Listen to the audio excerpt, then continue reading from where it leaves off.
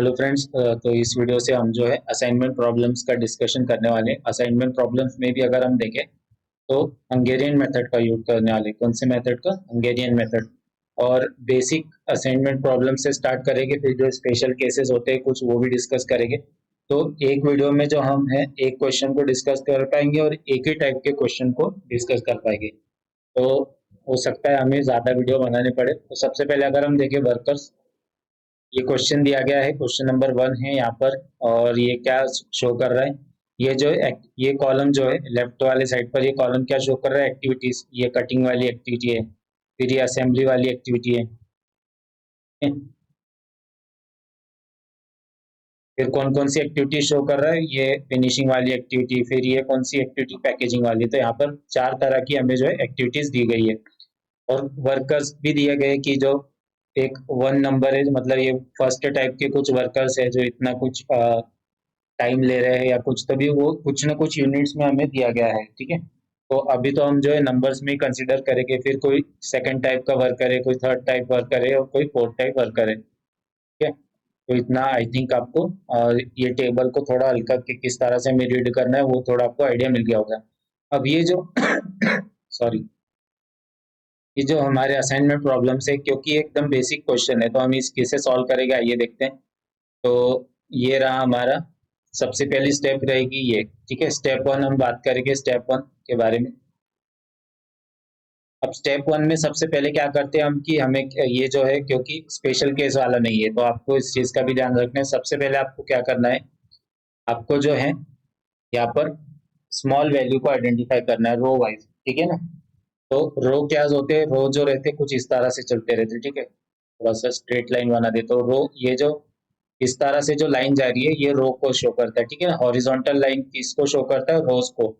और ये vertical lines जो रहती है इस तरह से, ठीक है, ये वर्टिकल लाइन या फिर इस तरह से, ये 14, 21, 14, 6, ये किस क्या शो कर रहा है? ये कॉलम है, कॉलम 1। ये 12, 18, 17, 5 ये कॉलम 2। 15, 18, 12, 3 ये कॉलम 3।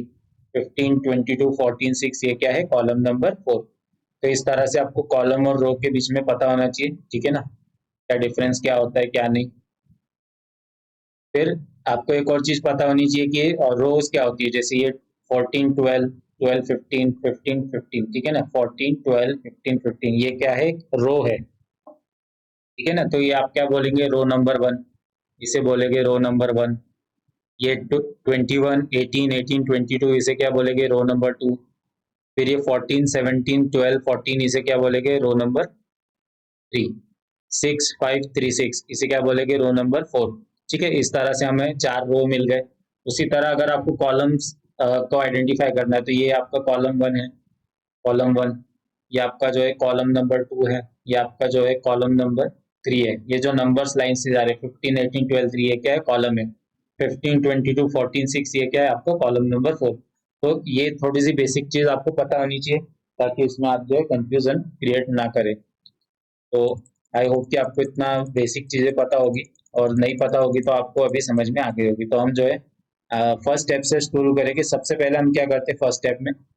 फर्स्ट स्टेप में ये जो हमें क्वेश्चन दिया गया है असाइनमेंट प्रॉब्लम, इसमें रो वाइज सबसे पहले हम जो है रो वाइज क्या आइडेंटिफाई करेंगे कि यहाँ पर सबसे स्मॉल नंबर कौन सा है। तो 14, 12, 15, 15 इसमें 12 है सबसे स्मॉल नंबर। फिर ये रो नंबर 2 में अगर देखें तो 18 है सबसे सबसे स्मॉल नंबर। ठीक है ना, 18। 18 को प्रॉपरली मार्क कर लेते ताकि हमें क्लियर दिखे। फिर 14, 17, 12, 14, तो 12 इसमें सबसे छोटा नंबर है। 6, 5, 3, 6 रो नंबर 4 में 3 जो है सबसे स्मॉल नंबर है।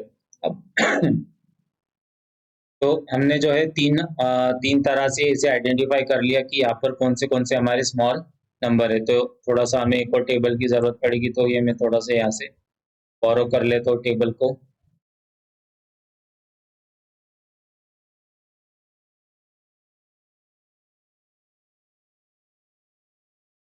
जस्ट मिनट, ठीक है ना, थोड़ा सा फॉलो करने में टाइम लगेगा यहाँ पर। तो हमने इसका क्या किया, डुप्लीकेट टेबल ले लिया।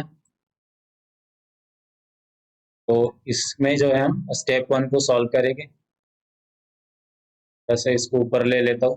ताकि हमें साइड बाय साइड समझने में अच्छा रहे। तो स्टेप 1 में हम क्या करेंगे, अब हमने क्या किया कि ये हमारे पास टेबल सिमिलर ही टेबल है, ठीक है ना, क्वेश्चन 1। अब क्या हो रहा था कि हमने स्टेप 1 हमने क्या करना था कि हमें आइडेंटिफाई करना था कि रो वाइज स्मॉल नंबर कौन सा है, ठीक है ना। तो स्मॉल नंबर हमने आइडेंटिफाई कर लिया और उनको मार्क भी कर लिया। अब क्या करेंगे ये जो 12 है यहाँ पर, ये 12 को जितने भी नंबर से इन सब से माइनस करेंगे। तो 14 माइनस यहाँ पर हम क्या करेंगे, 12 करेंगे। 12 माइनस हम 12 करेंगे, 15 माइनस हम 12 यहाँ करेंगे, 15 माइनस 12 यहाँ करेंगे। उसी तरह ये 18, तो 21 माइनस हम 18 यहाँ करेंगे, 18 माइनस 18 हम यहाँ करेंगे, 18 माइनस 18 अगेन यहाँ करेंगे, 22 माइनस 18 यहाँ पर माइनस करेंगे। फिर ये जो 12 है जो कि स्मॉलेस्ट नंबर है, तो 14 को किससे डिवाइड करेंगे, माइनस करेंगे 12 से। 17 को 12 से डिवाइड माइनस करेंगे, 12 को 12 से माइनस करेंगे, 14 को माइनस 12 करेंगे।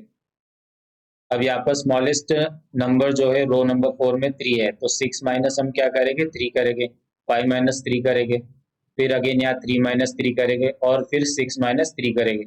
तो ये जो करने के बाद हमें क्या क्या मिलेगा, ठीक है ना। ये स्टेप्स अगर हम देखें, ये स्टेप्स करने के बाद हमें नेक्स्ट स्टेप मिलेगी जो कि हमारी होगी, जिसमें हमें मिल जाएगा वैल्यू डिक्रीज हो जाएगी। तो ये थोड़ा सा स्पेस क्रिएट कर लेता हूँ मैं, ठीक है, इतना इनफ रहेगा। तो इसी टेबल को यूज करेंगे इसके आगे का। तो ये जो है स्टेप 1 के ही पार्ट है, ठीक है ना। तो ये थोड़ा सा मैंने इसको डिटेल में आपको बता दिया ताकि आपको कोई कंफ्यूजन ना हो। ठीक है, तो एज इट इज आपको टेबल्स को यूज करना है। तो अब हमने क्या किया, 14 माइनस 12, तो 14 माइनस 12 क्या होगा, 2। इसी तरह 12 माइनस 2 0 होगा। 15 माइनस 12 अगर करेंगे 3 होगा, 15 माइनस 12 होगा 3। इसी तरह अगर असेंबली में देखें तो असेंबली में हमें क्या मिल रहा है, 21 माइनस 18 3। इसी तरह 18 माइनस 18 0, 18 माइनस 18 0, और वैसे 22 माइनस 18 हमें क्या मिलेगा, 4। अगेन फिनिशिंग में अगर हम देखें 14 माइनस 12 2, 17 माइनस 12 हमें मिलेगा 5, 12 माइनस 2 मिलेगा 0, 14 माइनस 12 हमें मिलेगा 2। इसी तरह अगर हम पैकेजिंग में देखें तो 6 माइनस 3 हमें मिलेगा 3, 5 माइनस 3 हमें मिलेगा 2, 3 माइनस 3 मिलेगा 0, 6 माइनस 3 मिलेगा 0, 6 माइनस 3 हमें मिलेगा 3। ठीक है। तो सपोज अगर आपको लग रहा होगा कि वीडियो का पेस थोड़ा सा स्लो है, तो आप जो है वीडियो की स्पीड भी बढ़ा सकते हैं, क्योंकि हमें जो है इस तरह से सॉल्व करना है कि मतलब सपोज जो भी इस वीडियो को देख रहा है उसे बिल्कुल भी ये असाइनमेंट प्रॉब्लम सॉल्व करते नहीं आते। ठीक है। तो हमने क्या किया, फर्स्ट स्टेप में क्या किया हमने, रो सब्ट्रैक्शन।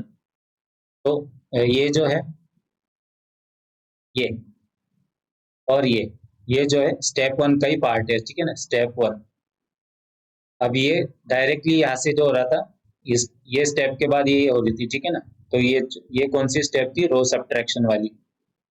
अब ये कैसे डायरेक्टली हो रही थी, इसको मैंने जो है आपको प्रॉपरली यहाँ पर एक बीच में स्टेप को इंक्लूड किया और इससे मैंने आपको शो किया। थोड़ा सा इसे प्रॉपरली लिख लेता हूँ, रो सब्ट्रैक्शन स्टेप 1। तो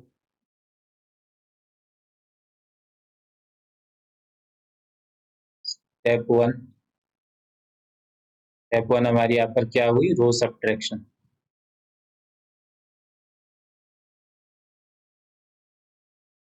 ठीक है। तो ये बीच में जो थोड़ा सा हो सकता था कि अगर मैं डायरेक्टली स्किप कर देता तो किसी को आइडिया नहीं आता कि एक्चुअली में हुआ क्या, इसलिए जो है मैंने इसमें एक एडिशनल स्टेप को इंक्लूड कर दिया। आपको जरूरी नहीं करने का, इस तरह से करने की जरूरत नहीं है। अगर आपको पता है कि 14 में हमें क्या माइनस करना है तो आप डायरेक्टली जो है माइनस कर सकते हैं। अब ये हमने किया रो सब्ट्रैक्शन, अब हम करेंगे कौन सा, कॉलम सब्ट्रैक्शन। ठीक है। क्योंकि हमें जो है कॉलम सब्ट्रैक्शन इसलिए कर रहे हैं क्योंकि हमें अगर रो में देखें तो आगे अभी रो 1 में हमारे पास 0 है।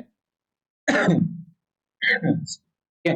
तो ये आपको हंगेरियन मेथड में ही आपको मिल जाएगा। फिर अब हम क्या करेंगे, रो सब्ट्रैक्शन। रो सब्ट्रैक्शन एक्चुअली में हो चुका है हमारा।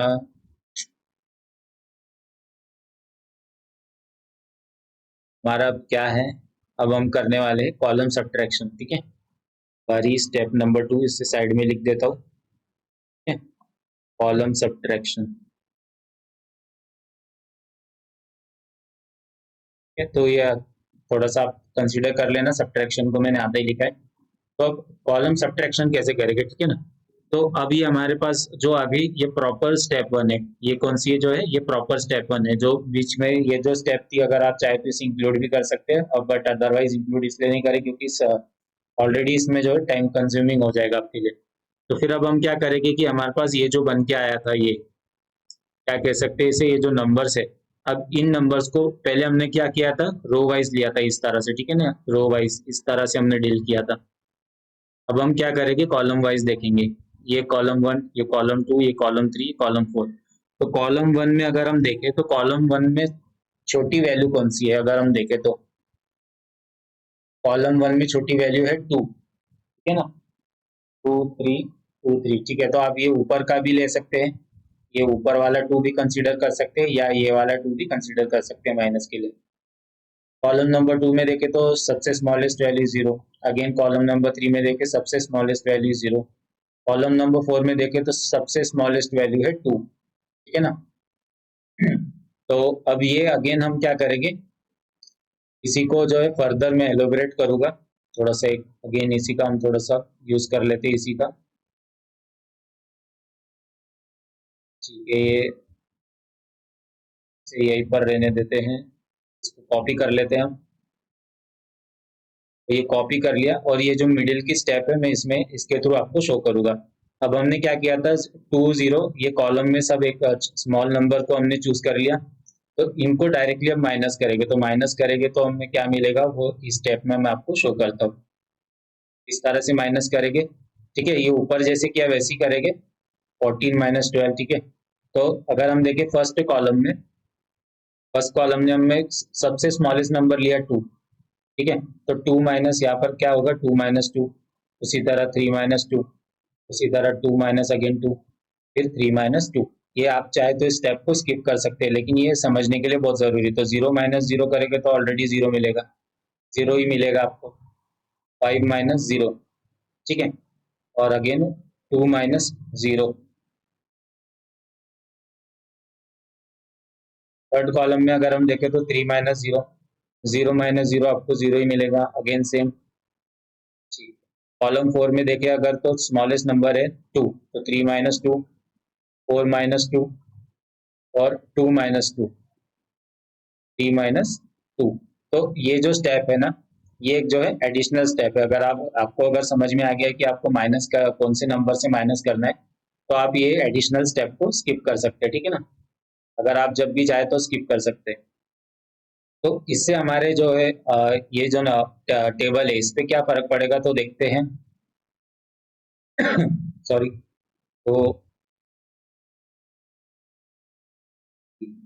तो कॉलम सब्ट्रैक्शन करेंगे, तो कॉलम सब्ट्रैक्शन करने पे हमें क्या वैल्यूज मिल रही है, 2 - 2 0 मिलेगा, 3 - 2 1 मिलेगा, 2 - 2 0, 3 - 2 1 मिलेगा। सेकेंड कॉलम में देखें तो 0 0 0 पर लिख देता हूँ, 0 0 5 एंड अगेन 2 5 2। थर्ड कॉलम में देखें तो 3 0 0, ठीक है, ये भी आ गया। फोर्थ कॉलम में देखें तो 3 - 2 1, 4 - 2 2, 2 - 2 0 एंड 3 - 2 1। तो ये हमारा कौन सी स्टेप है, ये this is our step number 2, जिसमें हम जो है कॉलम सब्ट्रैक्शन करते हैं। तो ये जो है एडिशनल स्टेप थी, ये चाहे तो आप जो है स्किप भी कर सकते हैं। ये this this was the additional step, if you want you can skip it. तो डायरेक्टली अब हमने कॉलम सब्ट्रैक्शन की स्टेप को कंप्लीट कर लिया, और हमारे पास जो वैल्यूज आ गई है कुछ इस तरह है। अब हम इसमें क्या करेंगे, जस्ट अ मिनट, ठीक है। अब अगर हम देखें तो कॉलम वाइज हो गया, ठीक है। अब अगेन हम अगर रो वाइज देखें तो रो वाइज अगर देखेंगे तो यहाँ पर 0 आ रहा है, ठीक है। ये रो नंबर 1, ये रो 2, ये रो नंबर 3, ये रो नंबर 4, ये रो 1 है, ये रो 2 है, ये रो 3 है, और ये रो नंबर 4 है। तो अगर हम देखें तो यहाँ पर भी 0 आ रहा है, यहाँ पे भी रो में 2 में 0 आ रहा है, रो नंबर 3 में भी 0 आ रहा है, और रो नंबर 4 में भी 0 आ रहा है। तो इसका मतलब क्या आ रहा है कि अब यहाँ पर इम्प्रूवमेंट होने की कोई भी चांसेस नहीं है, ठीक है ना, क्योंकि कोई जीरो अगर 0 से आप नंबर्स को भी माइनस करेंगे तो उनकी वैल्यू एज इट इज ही आएगी, ठीक है। तो इसके वजह से हम क्या होगा कि अब हमारा क्वेश्चन जो है ये स्टेप 2 के आगे प्रोसीड नहीं होगा। तो हम क्या करेंगे, अब हमें क्योंकि रो वाइज अगर हम देखें तो रो में हमें 0 मिल गया है, ठीक है, ये 2 0 मिल गए। तो हमें क्या फाइंड करना था कि ठीक है, ये अगर आप देखें ये जो टेबल हमें दिया गया है तो यहाँ पर आप देखें रो कितनी है। रो की अगर संख्या अगर आप देखें तो रो 4 रो है और 4 कॉलम है, ठीक है। ये कॉलम 1, ये कॉलम 2, ये कॉलम 3 और ये कॉलम 4। अब हम क्योंकि 0 आ गए तो ये लाइंस को हम कट कर देंगे, ठीक है। ये भी कट हो जाएगा क्योंकि यहाँ पर 0 आ गया और इसके आगे इंप्रूवमेंट करना पॉसिबिलिटी नहीं है। अगेन यहाँ पर भी इंप्रूवमेंट की कोई पॉसिबिलिटी नहीं, असेंबली में भी कोई इंप्रूवमेंट की पॉसिबिलिटी नहीं, और ये कटिंग वाले सेक्शन में भी इंप्रूवमेंट की पॉसिबिलिटी नहीं थी। तो इस क्वेश्चन में क्या खास था, हमें इस क्वेश्चन में ढूंढना था कि number of lines is equal to 4। हमें क्या फाइंड करना था इस हंगेरियन मेथड के थ्रू कि number of lines is equal to 4। तो क्या नंबर हमारे number of lines is equal to 4 आ रहे हैं, number of lines is equals to 4, ठीक है। तो हमारी नंबर ऑफ लाइंस अगर हम देखें तो ये रेड से मैंने कट की है, ये लाइन 1 2 3 4, तो हमें नंबर ऑफ लाइंस 4 मिल रही है। और हमारे number of rose and column अगर देखें, number of rose and column, तो ये कितने हैं, number of rose and column, तो इनकी भी अगर हम देखें तो कितने हैं number of rose and column, ये भी 4 है, ठीक है। अब हम जो है इसका एक ऑप्टिमम प्लान या ऑप्टिमम शेड्यूल निकालेंगे, ठीक है ना। तो ये किस तरह से निकालेंगे, अगेन हम जो है इसी टेबल का यूज करेंगे, टेबल को यूज करेंगे एज इट इज। तो मैं थोड़ा सा ये इसका एक तो डुप्लीकेट ले लेता हूँ।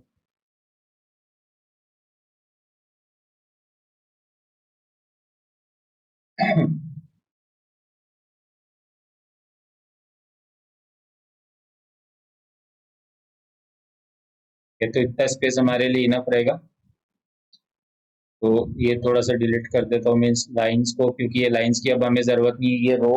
अब आपको जो है समझ में आ गया होगा कि रो और कॉलम क्या होते हैं, तो ये भी थोड़ा सा मैं इसे भी रिमूव कर देता हूँ, ये भी रिमूव कर देता हूँ। तो अब हमारे पास एक क्लियर टेबल अवेलेबल है, ठीक है ना। अब इसमें क्या करेंगे कि हमें ना सबसे पहले जो स्टेप्स हमने फॉलो की थी अगेन उसी को फॉलो करेंगे। जैसे हमने पहले क्या फर्स्ट फॉलो की थी, रो रो वाइज देखा था हमने कि हमें स्मॉल वैल्यू फाइंड करनी थी और उसको फिर माइनस करके रो सब्ट्रैक्शन करना था। फिर अगेन हमने कॉलम वाइज जो है स्मॉल वैल्यू को फाइंड किया और उससे कॉलम सब्ट्रैक्शन वाली स्टेप को प्रोसीड किया और उससे हमने वैल्यूज फाइंड की। अब हमारे पास ये टेबल आ गया। अब अगेन इसमें भी हम सेम स्टेप्स अप्लाई करेंगे, वो होगी सबसे पहले रो वाइज, ठीक है, रो वाइज वाली स्टेप। तो सबसे पहले रो वाइज देखेंगे। तो यहाँ पर 2 0 है तो हम कट नहीं करेंगे। अगेन रो नंबर 2 में देखें 2 जीरोस अवेलेबल है। रो नंबर 3 में अगर हम देखें तो कितने जीरो अवेलेबल है, 3 जीरो। तो हमें जो है एक ऐसा जीरो फाइंड करना है कि ऐसी रो में, ठीक है, तो एक ऐसी रो फाइंड करनी है जिसमें सिंगल जीरो हो। तो ये रो में अगर हम देखें रो नंबर 1 2 3 में तो है नहीं, लेकिन रो नंबर 4 में हमें एक सिंगल जीरो मिल रहा है, तो इसके स्क्वायर से एक मार्क कर देंगे, ठीक है। अब इसे स्क्वायर से मार्क कर लिया। अब हम क्या देख रहे थे, रो वाइज देख रहे थे जीरोस को। लेकिन जब हमने स्क्वायर कर लिया एक जीरो को, तो हमने क्या किया, रो नंबर 4 के जीरो को हमने स्क्वायर कर लिया। अब ये स्टेप हो गई और ये एक और पार्ट है स्टेप 1 का ही, ठीक है। तो इसमें क्या करेंगे, अब ये जो इसी से जुड़े हुए जो कॉलम में जीरो है, ठीक है ना, आपको ये दिख रहे होंगे, जैसे इसे मैं ब्लैक से करता हूँ, ये जीरो, ये जीरो, इसे हम कट कर देंगे, ठीक है ना।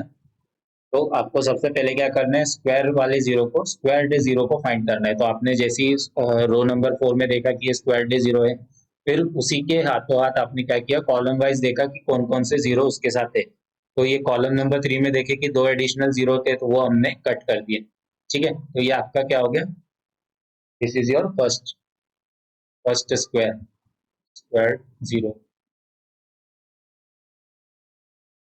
इस चीज को इस तरह से मार्क कर लीजिए तो आपको जो है आसानी होगी याद रखने में। फिर अब हमने कर लिया रो वाइज, अब हम क्या करेंगे, अब हम करेंगे सेकंड कॉलम वाइज। तो फर्स्ट स्टेप हमने क्या की, ठीक है ना, पहले हमने रो वाइज आइडेंटिफाई किया कि किसके पास सिंगल जीरो अवेलेबल है।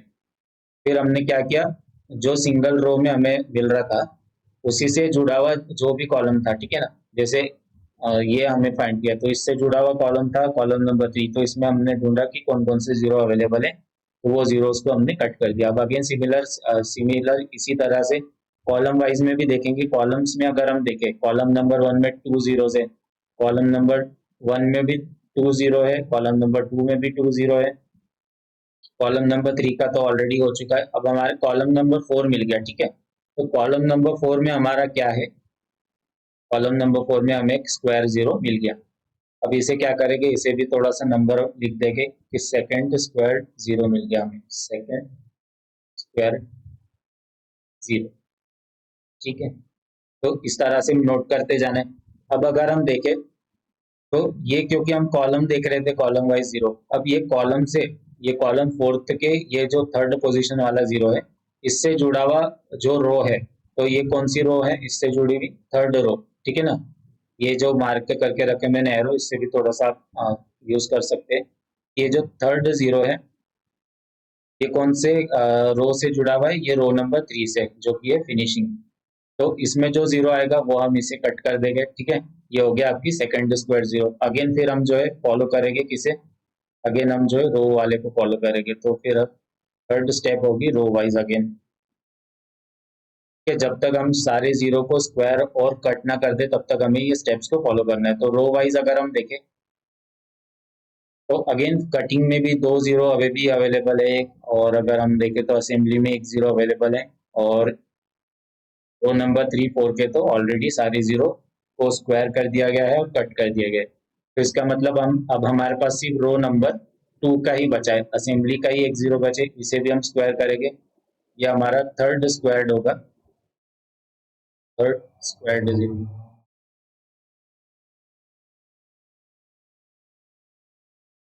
This is our third square zero. अब ये थर्ड स्क्वायर जीरो है हमारा, ठीक है। अब ये हमने क्या किया, रो वाइज आपको पता है ना, इस तरह से हॉरिजॉन्टल चलता है, इस चीज का ध्यान रखना है। अब इससे जुड़ा हुआ जो कॉलम है, ठीक है ना, ये ये वाले जीरो से जुड़ा हुआ जो कॉलम है, उसमें कौन सा जीरो आ रहा है, तो इसमें आ रहा है ये अपर साइड वाला, तो इसे हम कट कर देंगे, ठीक है। तो ये आपको मिल गया थर्ड स्क्वायर जीरो। अब उसी के साथ अगर हम देखें, अब हम देखेंगे कॉलम वाइज। अब ये रो वाइज हो गया, अब हम देखेंगे कॉलम वाइज, कॉलम वाइज, ठीक है। तो ये स्टेप्स को आपको जो प्रॉपरली फॉलो करना है। अब क्योंकि अगर आप कॉलम वाइज देखेंगे तो सेकंड कॉलम के सारे जीरो मार्क हो गए, थर्ड कॉलम के भी सारे जीरो मार्क हो गए, उसी तरह फोर्थ कॉलम के भी सारे जीरो मार्क हो गए। तो हमारे पास सिर्फ एक ही कॉलम बचा, जो कि है कॉलम नंबर 1, ठीक है। और कॉलम नंबर 1 में भी एक ही जीरो बचा, तो इसे हम क्या करेंगे, स्क्वायर कर देंगे। और हमारे पास अब कट करने के लिए कोई भी जीरो बचा हुआ नहीं है, तो सिर्फ इसे स्क्वायर करके ही छोड़ देंगे। तो ये हमारा हो गया fourth squared zero, fourth squared zero, ठीक है। तो अब हमें क्या हो गया, पोजीशंस मिल गई,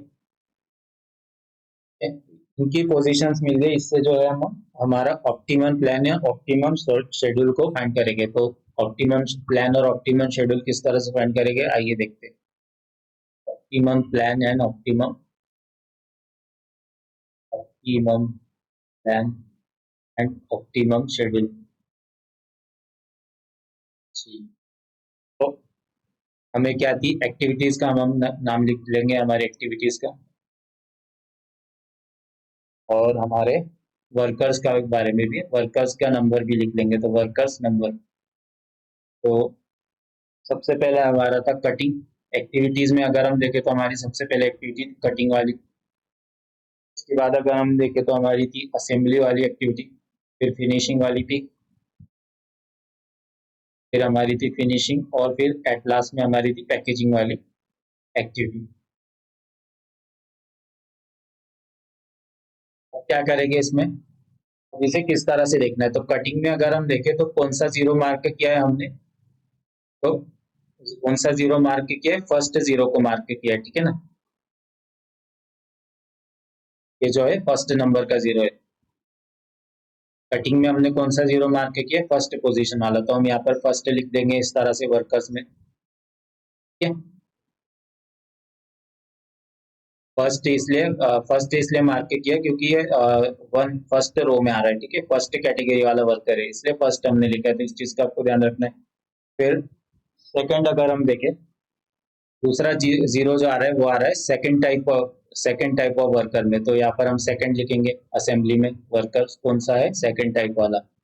फर्स्ट टाइप, ये तो थोड़ा सा समझने के लिए टाइप्स लिख सकते हैं, एज आपको टाइप्स लिखने की जरूरत नहीं है। थर्ड में अगर हम देखें तो थर्ड में आ रहा है ये जीरो जो आ रहा है, फिर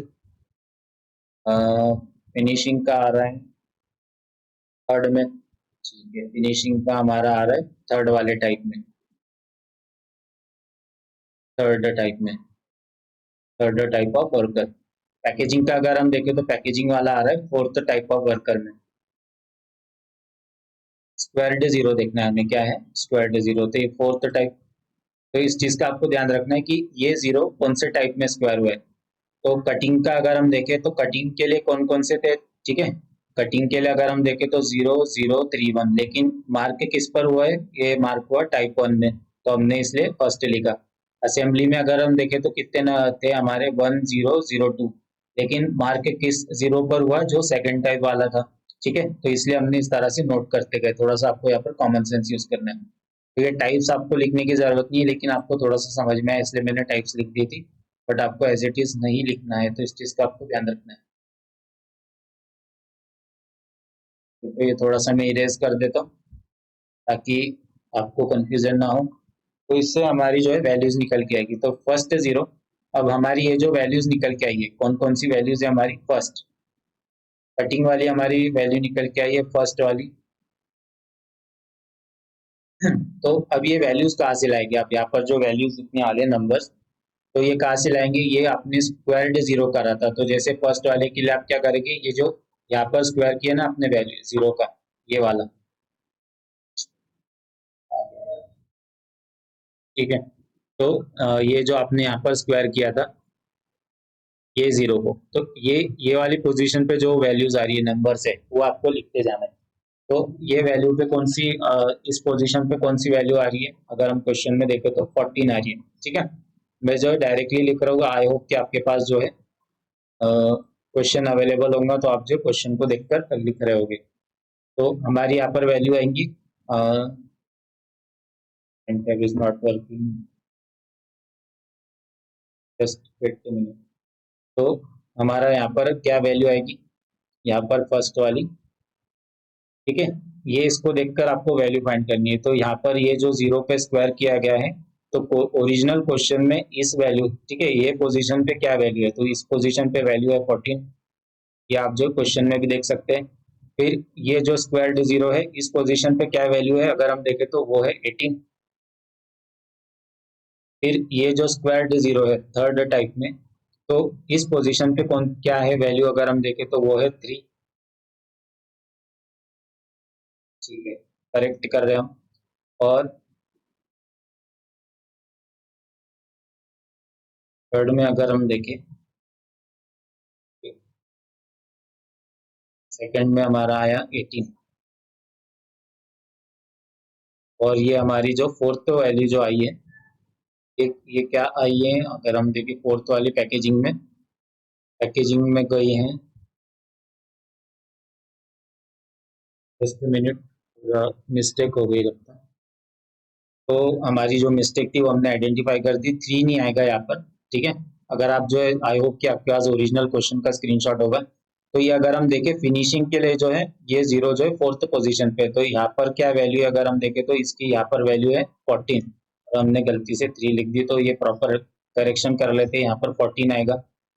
और फिर अगर हम देखें पैकेजिंग, तो पैकेजिंग में अगर हम देखें तो ये पैकेजिंग के लिए जो है जीरो, जो कि स्क्वायर्ड वैल्यू है जीरो की, ये आ रही है इस पोजीशन पे, ठीक है। तो ये पोजीशन कौन सी है? ये अगर हम देखें क्वेश्चन में तो 3, ठीक है। अगर आपको ये रीड करते नहीं आ रहा है पोजीशंस, तो इसको थोड़ा सा मैं जो है एक डिफरेंट वीडियोस को बना के एक्सप्लेन कर दूंगा। तो यहाँ पर अगर हम देखें तो हमारा टोटल क्या हो रहा है? 14 14 28, 28 प्लस अगर हम 12 करें तो 28 प्लस 12 40, तो हमारा 40 40 प्लस हमारा 6 होगा 46, 46 प्लस 3 हमारा होगा 49, ठीक है। तो हमारे यहाँ पर आंसर मिल गया 49। तो this is the correct answer. और ये इस तरह से आपको स्टेप्स फॉलो करने हैं। ये जो है अगर थोड़ा सा एक आपको फिर से बता दूं, ये स्टेप्स जो है, ठीक है, ये आपको इस तरह से ये स्टेप्स फॉलो करना है। दिस इज योर, ये जो है आपका क्वेश्चन है।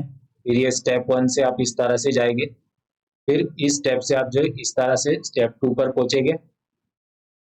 फिर ये स्टेप नंबर 2 से आप इस तरह से स्टेप 3 पर जाके जो है आप अपना ऑप्टिमम प्लान या शेड्यूल फाइंड करेंगे, ठीक है। तो ये जो है मैं जैसे कि कहा कि एडिशनल स्टेप थी, तो this was additional step for,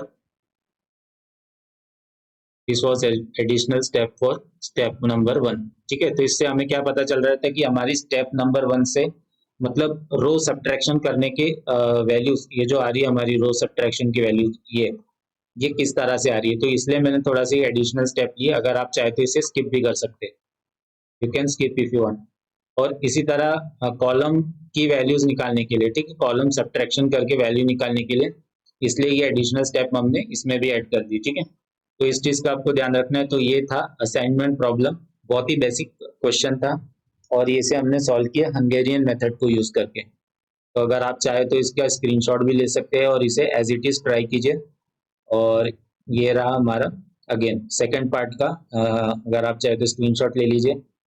और ठीक है, तो ये चीज का आपको ध्यान रखना है। हंगेरियन मेथड में सबसे पहले आपको क्या करना है, रो में, ठीक है, थोड़ा सा एक छोटा सा आपको ये दे देता हूँ, छोटा सा ओवरव्यू दे देता हूँ कि किस तरह से हमें सॉल्व करना है। यहीं पर ही दे देता हूँ इसी को देखकर। तो किस तरह से सॉल्व करना है आपको ये क्वेश्चन को हंगेरियन मेथड से। तो सबसे पहले आपको जो क्वेश्चन दिया गया है उसमें रोज में आपको रो वाइज, तो रो कैसे चलते हैं, ये जो है ये जो हॉरिजॉन्टल होते हैं वो रो होते हैं, ठीक है ना। आपको इस चीज का याद रखना है, रोज आर हॉरिजॉन्टल। तो इसमें सबसे पहले आपको identify the smallest value of number. तो सबसे पहले आपको क्या करना है कि एक स्मॉलेस्ट नंबर को आइडेंटिफाई करना है।